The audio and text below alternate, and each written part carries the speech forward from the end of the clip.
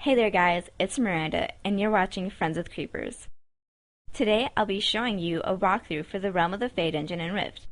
Before I get started, if you're looking for a specific boss strategy, feel free to check out the description box below the video. I listed all the timestamps so you can stick to that part of the video. With that being said, Realm of the Fae is a level 17 to 19 dungeon located in northern Silverwood, the Guardian starting zone. It can be a little tricky to find, so pay attention. The entrance to Realm of the Fae is located in Hedgerow Court in the back of a little maze. Before you enter Realm of the Fae, you want to make sure you grab all the quests, which is really just one quest, called Crown of Twill, which you get from Sheila Starhearth and Sanctum. The other two quests are located in the dungeon. When you enter the dungeon, be sure to pick up the quest, The Land of Seasons from Nuna Hawkwing. This quest will require you to bless 5 shrines in the dungeon, the first of which being right behind Nuna Hawkwing.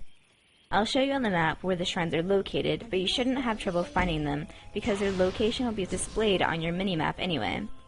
The only other quest in the dungeon is an automatic quest and requires you to kill all the bosses, so you don't really have to pay that much attention to it. When you begin killing trash, be careful when you make your pulls. The trash is packed really tightly in Realm of the Fae, and there happen to be quite a few patrols as well.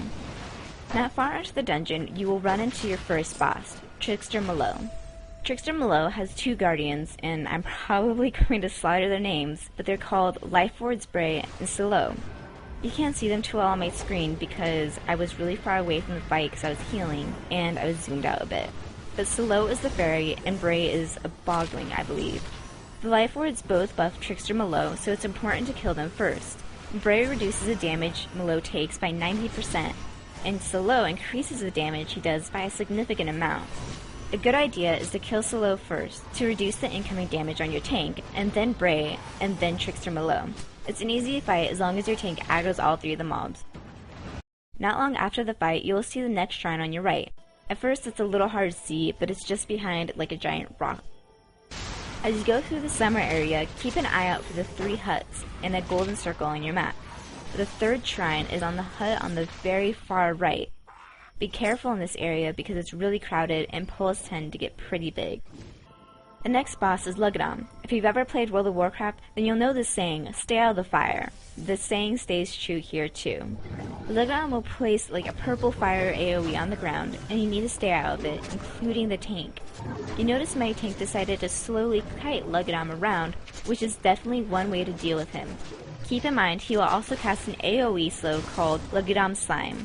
It's really not a huge deal, but it slows you down a little bit, and if you get out of range of the healer or something, it just means the healer's not going to be able to save your butt just as fast. After killing Lugadom, you'll enter the Autumn portion.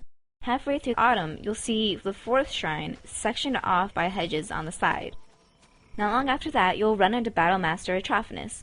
You must sit through a cutscene where he talks about how he doesn't mind if you kill Fae and Boglings, but as soon as you mess with his beer, you're done for.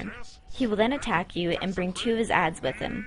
My group decided to kill the ads first, but they will disappear when you kill Atrophinus anyway. So if you can heal through the damage, go ahead and ignore the ads, and then burn down Battlemaster Atrophinus.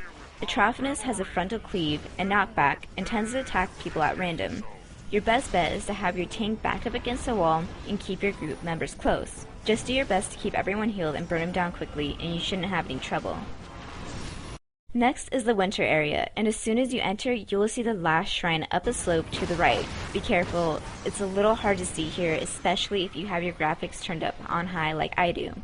Now, if you can't see, you might want to turn down your gamma, fiddle around with your graphics a little bit until it turns down the weather effect.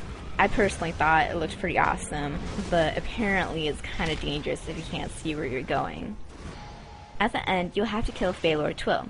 You have to kill 3 avatars before you can fight him. A portal will appear, and if you have trouble recalling what comes next, the order is the seasons backwards.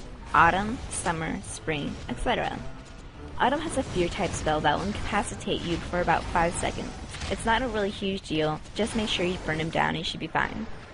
Summer will split into 2, and then those 2 will split again, and those 4 will split again.